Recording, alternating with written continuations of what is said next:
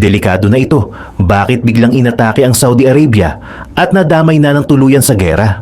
At yan ang aalamin natin sa JP Amazing Stories. Bago tayo magumpisa, baka pwede pa like ng video na ito. Malaking bagay na to sa aming mga content creators. Maraming salamat po. Muling umiinit ang sitwasyon sa Middle East matapos iulat ang panibagong serye ng missile at drone attacks na iniuugnay sa Houthis o Ansar Allah sa Yemen. Ayon sa source, ang ilang pag-atake ay nakatuon sa Saudi forces habang mayroon ding magkakahiwalay na insidente na may kinalaman sa Iran, Iraq, Yemen at sa Persian Gulf. Dahil dito, sinabi ng presenter na hindi na lamang simpleng confrontation sa pagitan ng Iran at United States ang nakikita ngayon. Sa kaniyang pananaw, lumalawak na ang conflict dahil marami ng lugar at armadong grupo ang sabay-sabay na sangkot. Isa sa mga binigyang diin sa report ay ang umano'y bagong round ng missile at drone strikes mula Yemen. Ayon sa source, may mga armas na sinasabing kamakailan lamang dinala mula Iran patungo sa Yemen, kabilang ang drones at missiles na maaaring gamitin ng Houthis sa kanilang mga operasyon. Binanggit din sa transcript na bago pa ang kasalukuyang attacks, mayroon ng footage ng isang Iranian aircraft na pumapasok sa Yemen. Sinabi ng presenter na may kasama umanong Iranian officials at military equipment sa cargo nito. Gayunpaman, ang detalye tungkol sa eksaktong dami at klase ng weapons ay mula sa claims ng source at hindi lahat ay independently verified sa mismong transcript. Kasabay ng pag-init ng sitwasyon, iniulat din na nire-reposition ng United States military ang ilan nitong aircraft carriers at iba pang naval assets.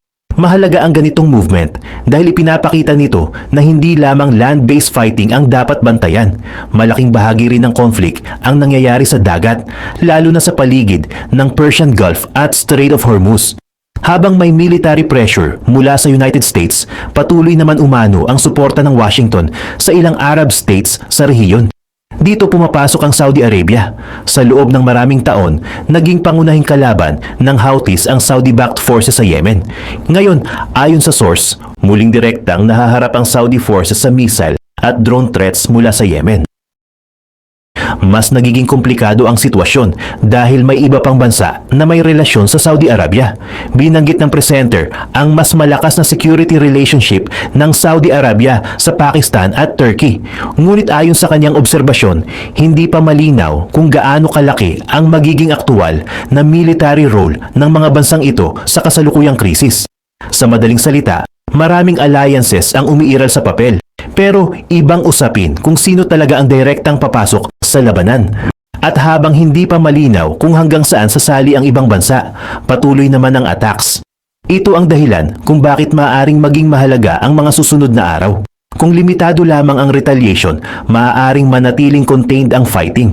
Pero kapag isang malaking attack ang nagdulot ng maraming casualties o tumama sa critical infrastructure, maaaring mapilitan ng Saudi Arabia o iba pang bansa na gumawa ng mas malakas na military response.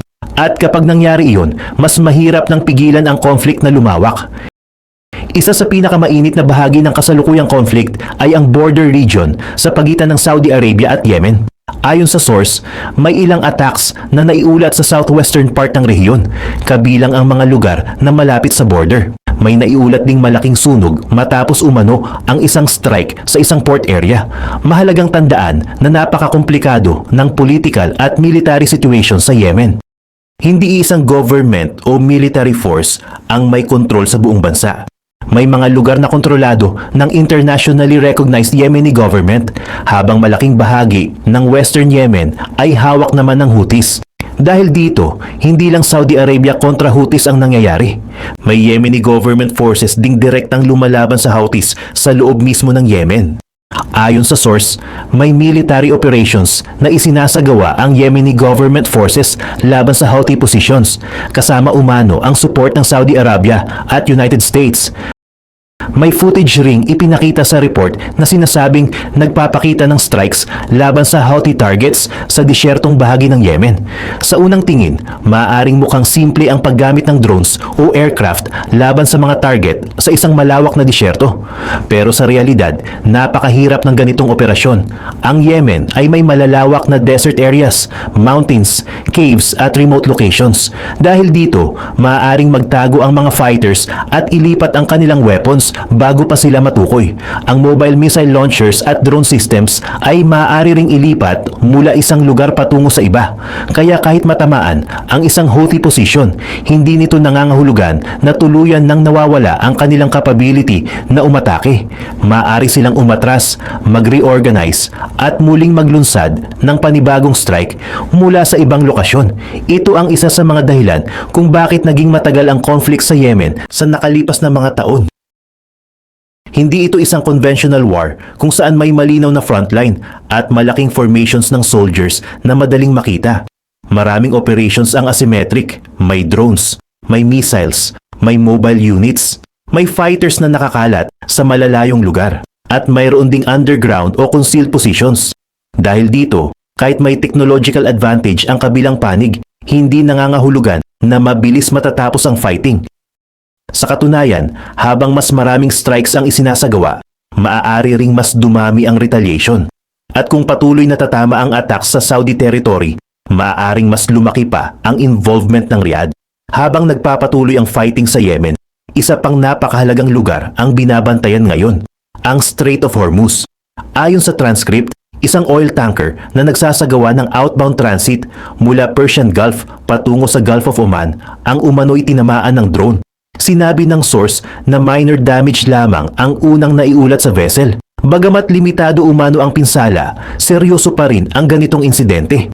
Ang Strait of Hormuz ay isa sa pinakamahalagang maritime choke points sa mundo. Dito dumadaan ang malaking volume ng oil at energy shipments mula sa Middle East patungo sa international market.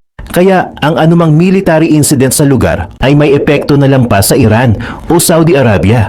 Maaaring maapektuhan ang commercial shipping, maaaring tumaas ang insurance cost ng mga barko, maaaring umiwas ang ilang shipping companies. At kapag naging regular ang attacks, maaaring magkaroon ng mas malaking concern tungkol sa global energy supply. Kasabay nito, sinabi ng source na nagpapatuloy din ang American naval operations sa rehiyon. Ayon sa presenter, may ilang tankers na may koneksyon umano sa Iranian Revenue Network na ini-intercept o dinidisable ng US forces. Sa kabilang panig, ginagamit naman umano ng Iran ang drones dahil mas limitado ang kanilang ability na direktang harapin ang US Navy sa open water. Sinabi ng source na maaaring manggaling ang ilang drones mula sa Iranian coastline o mula sa islands sa paligid ng Strait of Hormuz. Dito nagiging mas mapanganib ang sitwasyon. Isipin ang isang makitid na maritime route kung saan sabay-sabay na gumagalaw ang commercial tankers, naval vessels, patrol aircraft at drones. Kapag maraming military assets ang nasa isang maliit na area, tumataas ang possibility ng miscalculation.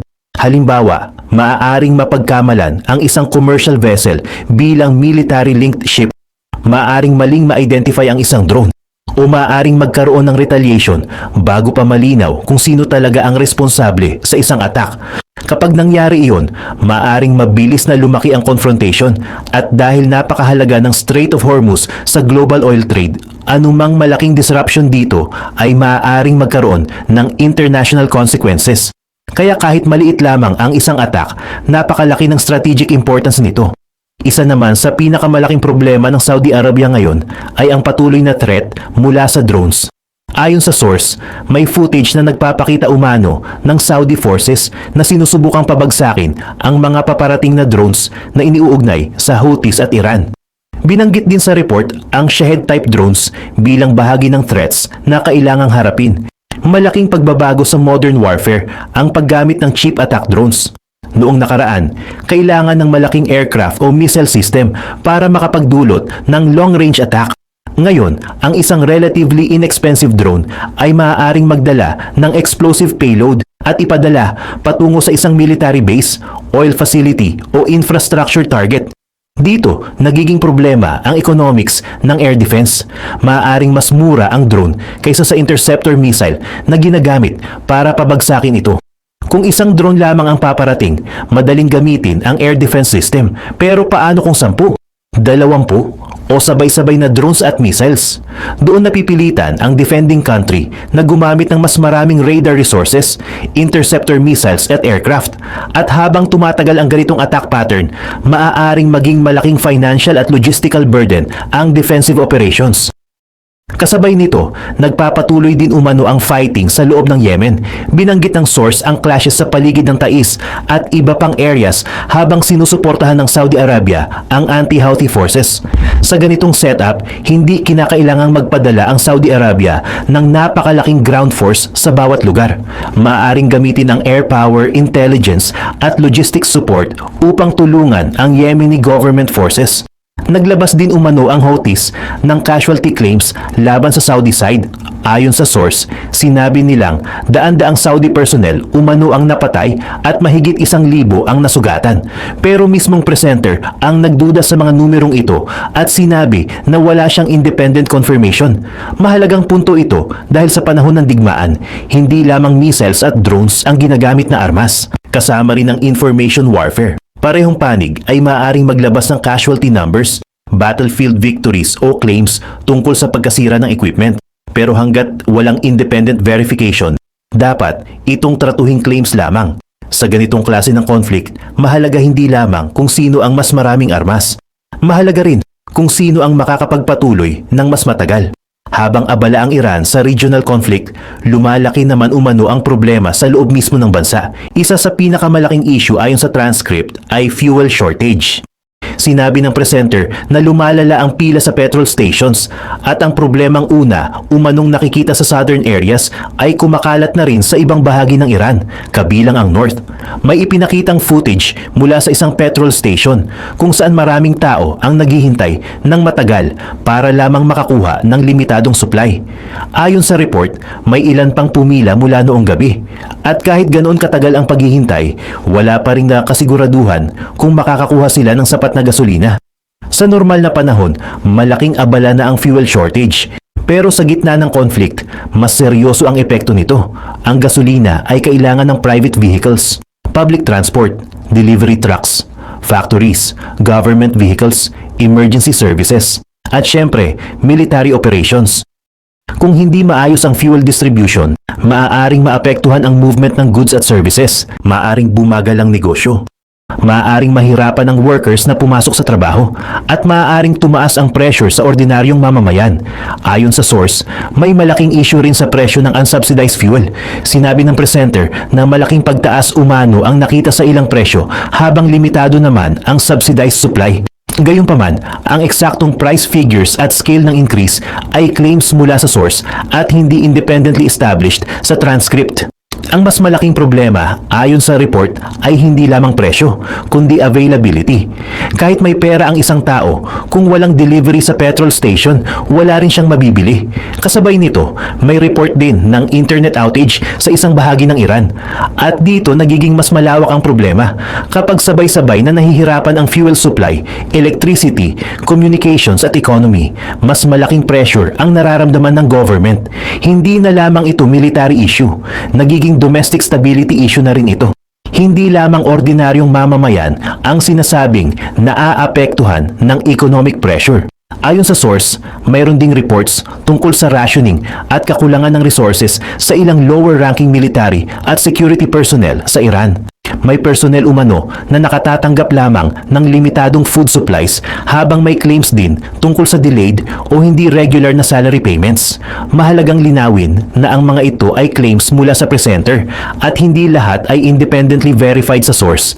Pero kung totoo ang ganitong situation, malaking problema ito para sa isang bansang nasa prolonged conflict.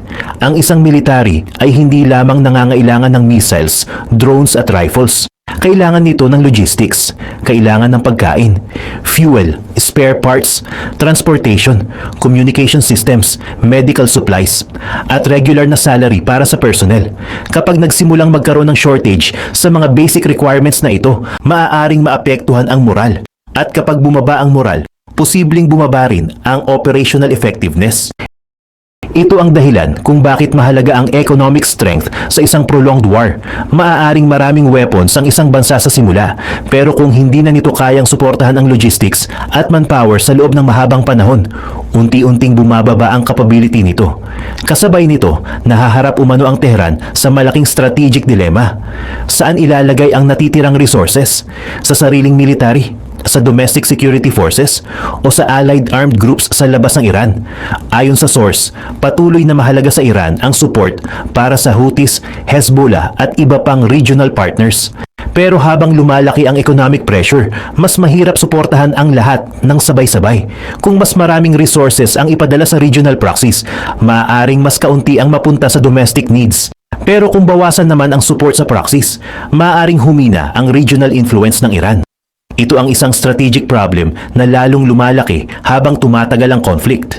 Sa loob ng maraming taon, isa sa pinakamahalagang bahagi ng Iranian strategy sa Middle East ang paggamit ng regional allies at armed groups. Sa Yemen, nariyan ang Houthis. Sa Lebanon, nariyan ang Hezbollah. Sa Iraq, mayroon ding mga armed groups na malapit o aligned sa Tehran. Sa ganitong strategy, hindi kailangang direktang magpadala ng Iranian forces sa bawat battlefield. Sa halip, maaring magkaroon ng influence ang Tehran sa pamamagitan ng regional partners. Ito ang nagbibigay sa Iran ng kakayahang maglagay ng military pressure sa iba't ibang lugar nang hindi kinakailangang direktang makipagdigma sa lahat ng kalaban nito. Pero ayon sa source, ilan sa mga grupong ito ay sabay-sabay ngayong nahaharap sa pressure. Sa Yemen, patuloy ang military operations laban sa Houthis. Sa Lebanon, sinabi rin ng presenter na nahaharap sa pressure ang Hezbollah. At sa Iraq, mayroon ding tension na may kinalaman sa Iran-aligned forces. Kapag sabay-sabay na nangangailangan ng funding, weapons, missiles at logistics, ang lahat ng groups na ito, malaking burden ito para sa Iran. At kung humihina ang domestic economy, mas mahirap panatilihin ang parehong level ng support. Gayunpaman, hindi rin madaling tuluyang alisin ang mga grupong ito. Ang Houthis, halimbawa, ay matagal nang nakikipaglaban sa Yemen at sanay sa terrain. May caves, may underground positions, may mobile units, at may kakayahang magtago sa malalawak na desert at mountain areas. Kaya kahit maraming targets ang matamaan, hindi nangangahulugan na agad silang mawawala. Maaari silang bumalik sa asymmetric warfare, small units, drone attacks, missile launches, ambushes, at mobile operations. Kaya mas posibleng makita ang isang prolonged campaign kaysa isang mabilis na decisive victory. Ang tanong ngayon ay hindi lamang kung gaano karaming weapons ang natitira sa bawat side. Ang mas mahalagang tanong ay kung sino ang kayang magpatuloy ng mas matagal. At dito pumapasok ang economics, logistics at political will. Sa lahat ng developments na ito, isang malaking tanong ang nangingibabaw. Mauuwi ba ang conflict sa full-scale regional war? Ayon sa source, sinusubukan ng United States na pigilan ang ilang regional partners mula sa mas malawak na direct intervention. Kasabay nito, sinasabing pinapayagan naman ang Saudi Arabia na tumugon dahil direktang nahaharap ito sa attacks. Ipinapakita nito na may effort pa ring pigilan ang escalation. Pero mahirap itong kontrolin kapag tuloy-tuloy ang drone attacks, missile strikes at maritime incidents. Sa ngayon, may tatlong pangunahing flashpoints na kailangang bantayan. Una, ang Saudi-Yemen border. Dito maaaring lumaki ang fighting kung patuloy na tatama ang Houthi attacks sa Saudi forces o infrastructure. Pangalawa, ang Strait of Hormuz. Kung magkaroon ng malaking attack laban sa isang tanker or naval vessel, maaaring maging dahilan ito para sa mas malakas na military retaliation. At pangatlo, ang internal situation sa Iran. Kapag patuloy na lumala ang fuel shortage, economic pressure at problema sa logistics, maaari nitong maapektuhan ang ability ng Tehran na suportahan ang sariling forces at regional allies. Pero ang pinakamapanganib sa ganitong sitwasyon ay hindi kinakailangang planado ang malaking digmaan. Minsan, nagsisimula ang escalation dahil sa isang insidente. Isang drone ang tumama sa maling target. Isang missile ang makapatay ng maraming personnel. Isang tanker ang malubhang masira. Isang military base ang tamaan. O isang attack ang mapagkamalang direktang ginawa ng ibang bansa. Kapag nangyari iyon, maaaring magkaroon ng retaliation. Pagkatapos, gaganti rin ang kabilang side. At mula roon, maaaring magkaroon ng sunod-sunod na escalation. Ito ang tinatawag na cycle of retaliation. Habang mas maraming bansa at armed groups ang sangkot, mas mahirap kontrolin kontrolin ang lahat ng decisions. Maaaring gusto ng isang bansa na manatiling limitado ang fighting. Pero kung may allied group na gumawa ng malaking attack, maaaring madamay pa rin ang sponsor nito. At kapag nagkaroon ng maraming casualties, mas lumalaki ang political pressure para gumanti. Sa ngayon, batay sa source, nananatiling aktibo ang United States Navy. Patuloy ang fighting sa Yemen. May drone threats laban sa Saudi Arabia. May maritime incidents sa paligid ng Strait of Hormuz. At mayroon ding economic pressure sa loob ng Iran. Ibig sabihin, hindi lamang iisang battlefield ang dapat bantayan. Maraming magkakaugnay na front ang sabay-sabay na gumagalaw. At ito ang dahilan kung bakit napakahirap hulaan kung saan susunod na sisiklab ang malaking confrontation. Kung mapipigilan ng retaliation at magkakaroon ng de-escalation, maaaring manatiling limitado ang conflict. Pero kung magpapatuloy ang attacks at mas maraming bansa ang direktang sasali, maaaring tuluyang mabago ang sitwasyon. Sa puntong iyon, hindi na lamang Iran o Yemen ang usapin. Maaaring maging isang mas malawak na Middle East conflict na makakaapekto sa regional security, international shipping, oil supply at global economy. Kaya, ang mga susunod na development sa Saudi Arabia, Yemen, Iran at Strait of Hormuz ang magiging mahalagang bantayan. Dahil sa ganitong klase ng krisis, minsan isang maling desisyon lamang ang pagitan ng contained conflict at mas malawak na digmaan.